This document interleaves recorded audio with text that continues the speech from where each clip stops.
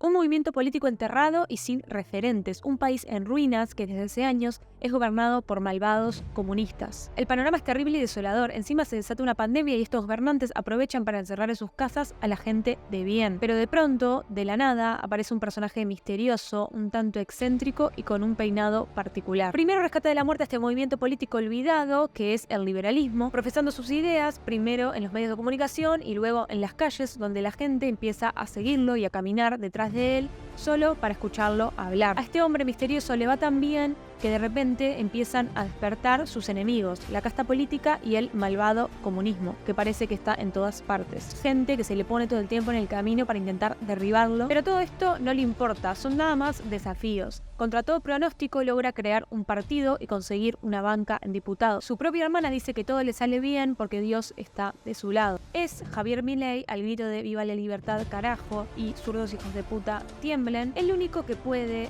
resolver los problemas de todos los argentinos y las argentinas. Básicamente porque él es bueno y todos los demás son malos y comunistas. Fue trabajando con Milei que de golpe me di cuenta que esto no era un personaje de televisión, por ahí como mucha gente cree. Que realmente había un tipo que era auténtico, era genuino, y vi que estaba latente lo que podía ser un líder político de una magnitud que iba a sorprender a todos.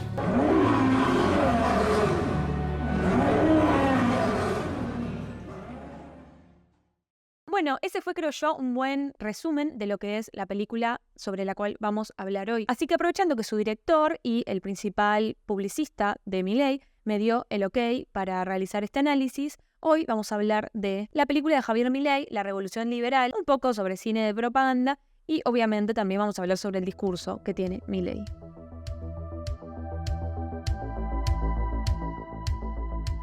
El arte desde hace siglos que se ha utilizado como medio de propaganda, es decir, como forma de transmitir ideas o un discurso en particular, a veces de manera directa y otras no tanto. Probablemente el cine sea, de entre todas las artes, la más eficaz en este sentido.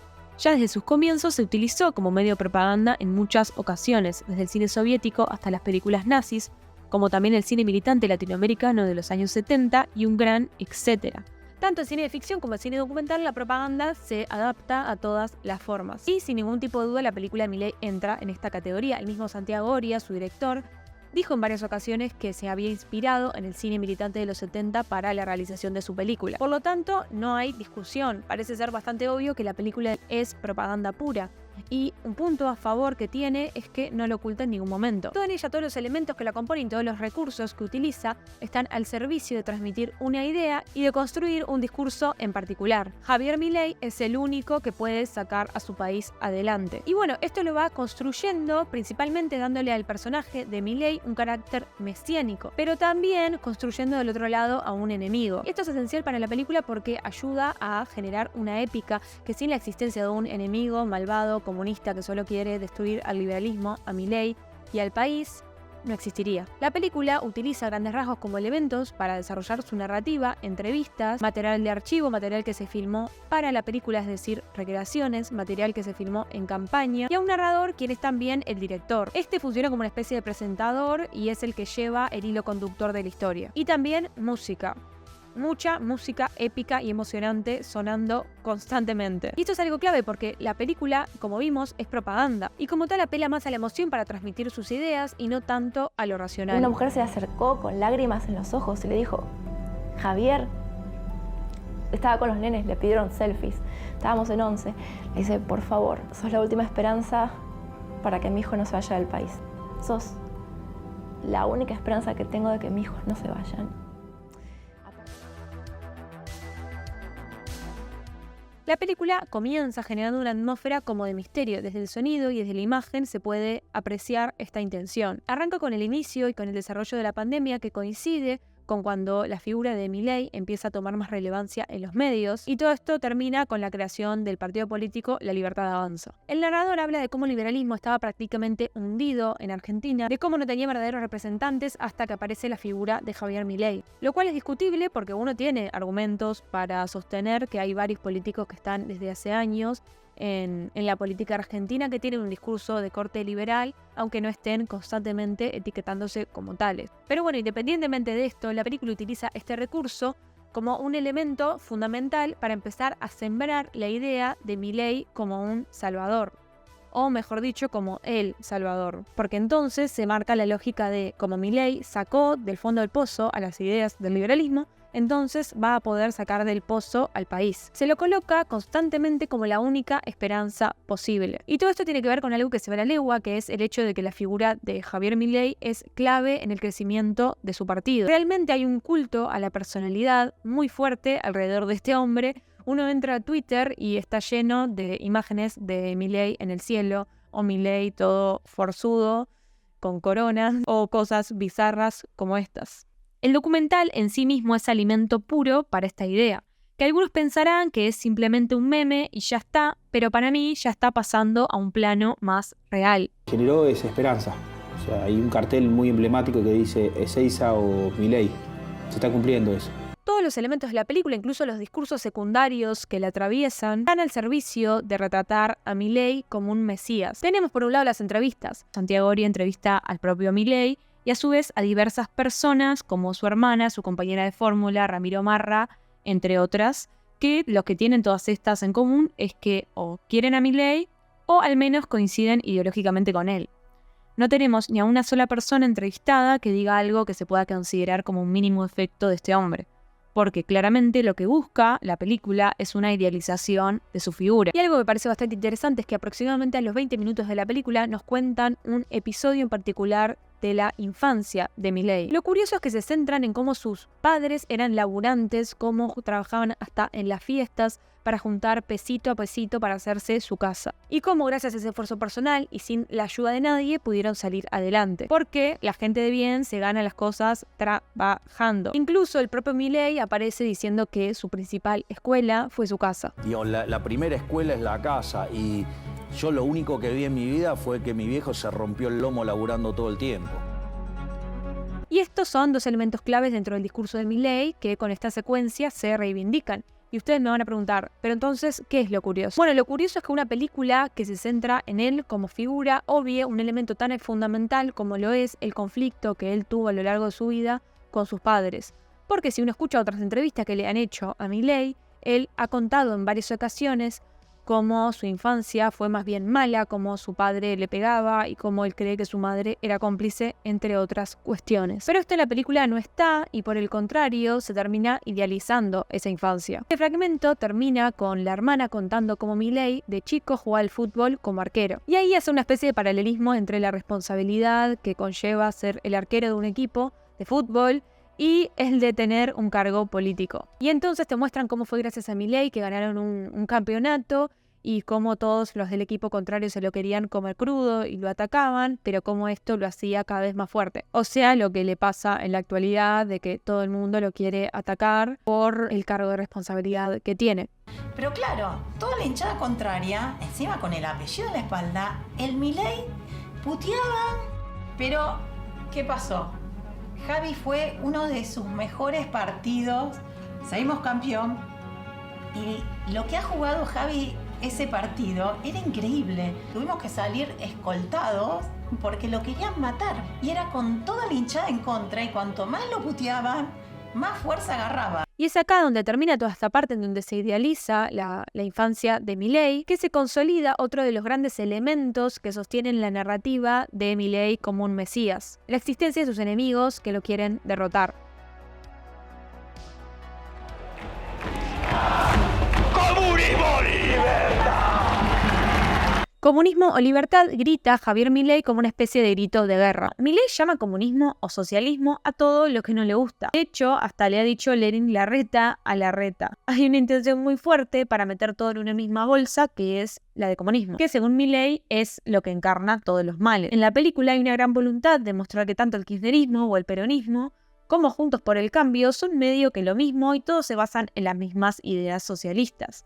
Por lo tanto, el único que propone algo diferente es él. Pero en conclusión, Milei llama comunismo a cualquier tipo de intervención estatal. Salario mínimo, comunismo. Salud pública, comunismo. Seguridad social, comunismo. Derechos humanos, comunismo. Creo que se entendió el punto. Y esto es fácilmente desmontable sabiendo apenas un poquito de historia. Por ejemplo, vamos a hablar particularmente de la seguridad social, en específico de los planes sociales, es decir, de las prestaciones que el Estado le da a personas que se encuentran en situaciones de alta vulnerabilidad económica. Estas no surgen en países comunistas, sino por el contrario. El origen de los primeros sistemas de seguridad social está en países capitalistas como Inglaterra, Alemania y Estados Unidos. Es decir, no, los planes sociales no son un invento comunista, sino que surgen como una necesidad para contrarrestar los efectos de grandes crisis dentro del capitalismo. Y bueno, más adelante con la Declaración de los Derechos Humanos se empieza a hablar de lo que se llama el piso de protección social, que es la idea de que toda persona por el simple hecho de existir en esta tierra tendría que tener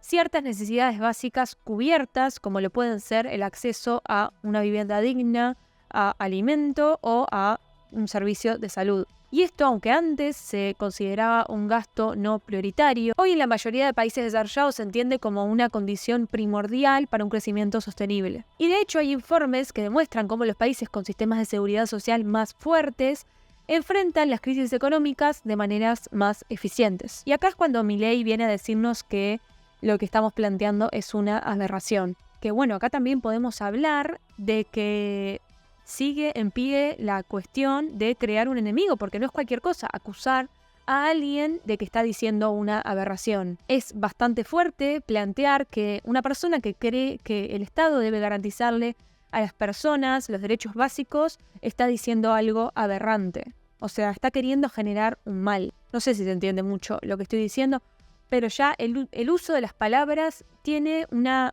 importancia en sí. ¿Pero por qué Milei dice que esto es una aberración? Básicamente él habla de que las necesidades son infinitas y que los derechos hay alguien que los tiene que pagar, y ahí es donde supuestamente se configura un robo. Bueno, primero que nada, no, garantizar las necesidades básicas de las personas que no pueden acceder a ellas no es algo infinito y tampoco es inabarcable. De hecho, hay estudios que demuestran que hasta los países más pobres pueden financiar un piso de protección social, es decir, pueden cubrir las necesidades básicas de sus habitantes. Y después, pensar que el pago de impuestos es en sí un robo, bueno, no sé, en mi opinión eso es una visión un poco infantil y simplista de la realidad, porque perdón por pincharles la burbuja, pero la realidad es que los países desarrollados en su mayoría tienen grandes cargas impositivas. Pero bueno, ahora sí, volviendo a la película, vamos a hablar de otro gran enemigo de Javier Milei, la casta política.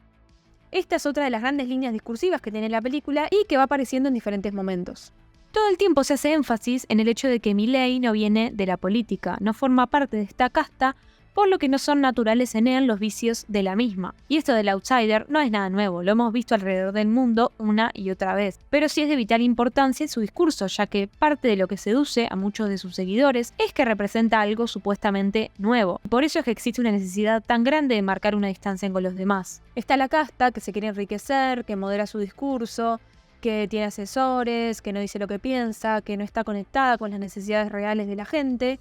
Y está Milei, que lo pintan como todo lo contrario, como alguien que sí entiende las necesidades de la gente, como una persona que dice lo que piensa, que incluso hasta dice lo que piensa cuando eso no le favorece, todo lo de vender órganos o justificar la explotación laboral. Esto le da una imagen de honestidad brutal, que en realidad no sabemos si es tan así, porque de hecho, a pesar de todo este discurso anticasta, en sus años como diputados no ha presentado proyectos propios y tuvo más ausencias que votos emitidos. Obviamente, esto es algo que no aparece en la película. O sea, ellos no entienden la realidad, entonces tienen que recurrir a equipos gigantes de asesores que les hagan encuestas, focus group, para entender qué le está pasando al ciudadano medio argentino. Una de las características que la película trata de destacar constantemente para separar a Milei y al movimiento político que integra de la casta es que supuestamente él y su equipo sí están conectados con la gente y representan al ciudadano común. Lo que me llama la atención es que la película, para retratar esto, utiliza los mismos recursos que desde siempre se ha utilizado para mostrar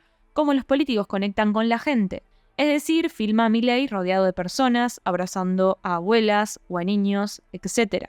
En conclusión, Milei supuestamente no es casta, pero al fin y al cabo los recursos que utiliza la película sí son los mismos que utiliza la casta. En teoría, con menos insumos materiales, con menos plata y con una campera de cuero en vez de una camisa, pero manteniendo las formas. También en la película se construye un poco la idea de que a Milei se lo quiere derrotar a cualquier costo, tanto sus adversarios políticos como los medios de comunicación. Esto tiene una parte de realidad sin dudas. De hecho, pudimos ver en estos últimos días post-paso como todos los medios que de cierta forma le dieron vida, lo invitaban a sus programas y lo hicieron crecer, ahora básicamente ante la amenaza real que les representa, le dan con un palo. El problema está cuando te pintan a Javier Milei y a su espacio La Libertad Avanza como ajenos a este tipo de conductas. Ellos no tienen la necesidad de caer ni en la mentira ni en las operaciones. Sin embargo, la película deja fuera que esto es sencillamente mentira. Sin ir muy lejos, Victoria Villarruel, la que va como vice de Milei, en varias ocasiones difundió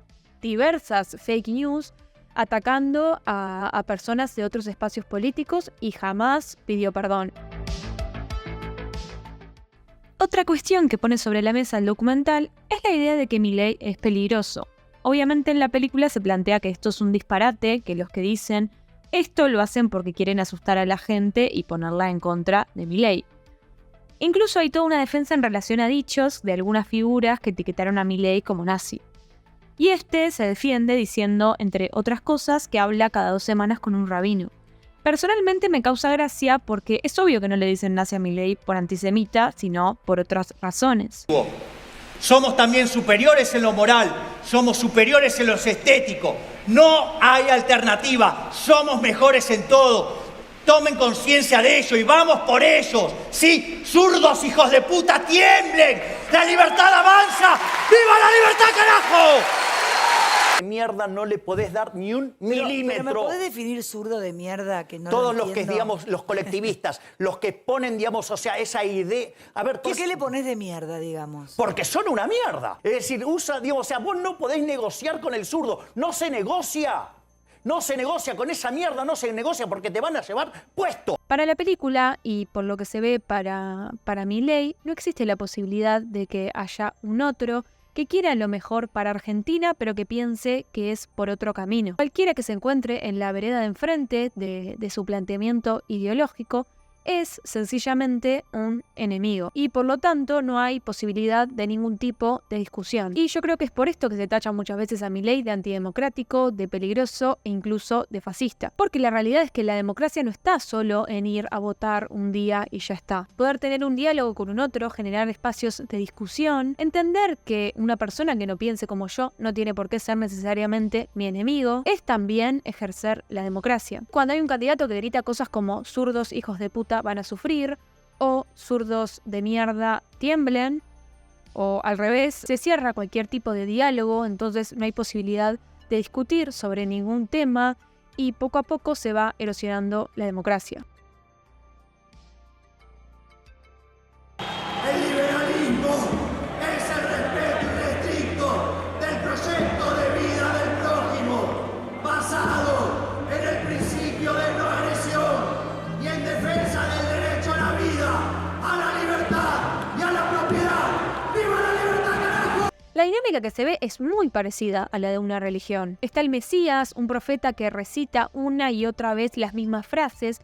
Poco a poco estas frases se van transformando en rezos que las personas a su alrededor repiten, y están los símbolos, los elementos que lo identifican y de los cuales no se despega. Y lo que para mí es más preocupante es el fuerte carácter dogmático que tiene todo el discurso de Milei. Tanto él como todos a su alrededor dicen llevar la verdad. Y todo el que esté en desacuerdo con él es un elemento maligno que nada más quiere poner piedras en el camino y coartarle la libertad de los otros. Porque encima se han apropiado de este término tan fundamental que es la libertad. Parece ser que ellos son los que tienen la definición verdadera de esta palabra. Y qué fácil que es convertirse en el malo cuando te tachan de que estás en contra de la libertad.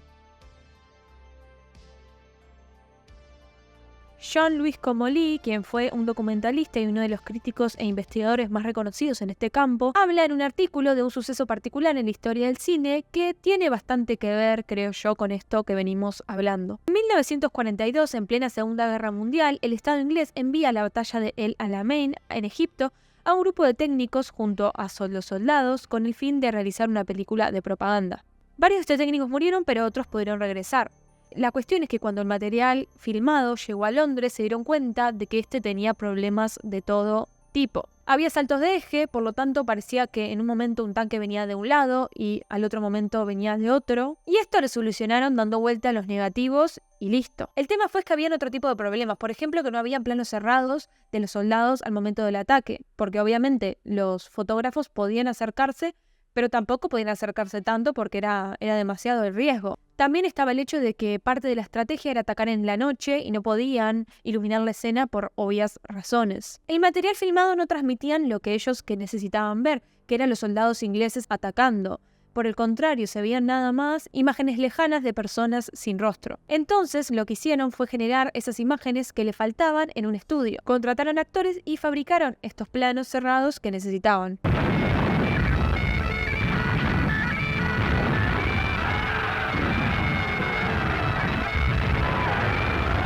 Y claro, estos funcionaron mucho mejor para transmitir la tensión y el miedo en el campo de batalla. Las necesidades del espectáculo han triunfado entonces sobre las virtudes documentales.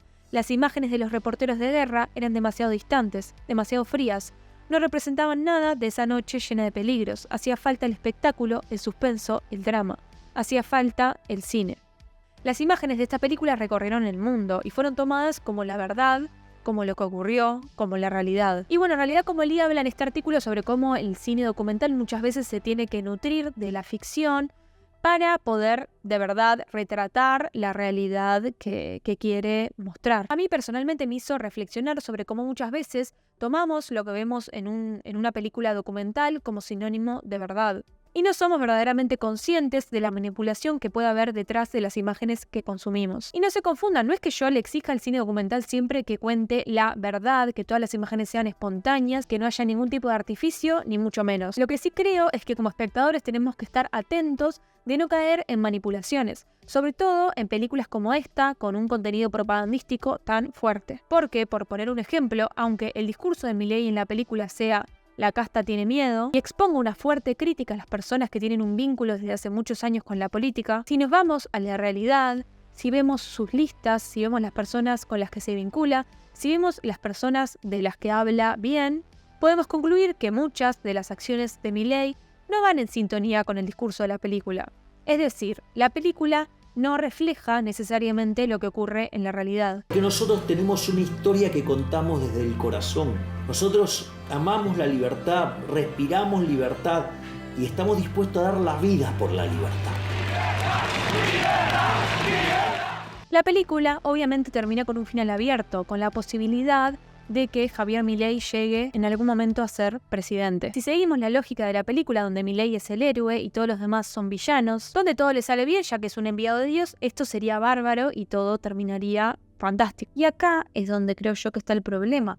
Hay un cierto peligro en ver la política como una trama del Señor de los Anillos o como un relato casi religioso, en donde hay un personaje que viene a salvarnos a todos, prácticamente como un enviado de Dios. Y esto es básicamente lo que plantea la película. Expone ciertas preocupaciones y problemas reales y legítimos que un montón de personas tienen hoy en día. El desempleo, la pobreza, el desencanto por el sistema político, etc. Como respuesta a estas cuestiones, lo que plantea es algo supuestamente nuevo, una última esperanza, una persona que viene a destruir todo lo malo con frases contundentes y soluciones casi mágicas. Personalmente desconfiaría de cualquier figura que se quiera vender como único salvador posible, que no acepte otros discursos y que encasilla a cualquiera que no piense como él como un enemigo. Tampoco confiaría en alguien que se adueñe de un término y que diga tener la verdad absoluta sobre un tema, ya sea sobre educación, sobre justicia o sobre libertad. El cine será la próxima guerra mundial porque la batalla económica cambió a batalla de imágenes. El capital ya no está en las fábricas, está en unidades de producción de imágenes. Sony, Time, Warner son empresas donde se concentró el capital. La producción de imágenes es el nuevo frente de batalla y las imágenes se producen para hacer creer al espectador que la imagen cuenta todo lo que es visible. Eso es una manipulación política. En cambio, cuando se fabrican imágenes donde se comprende que lo visible está fragmentado, que hay huecos, eso es un acto político opuesto. Por eso la lucha va a ser entre dos políticas de la imagen.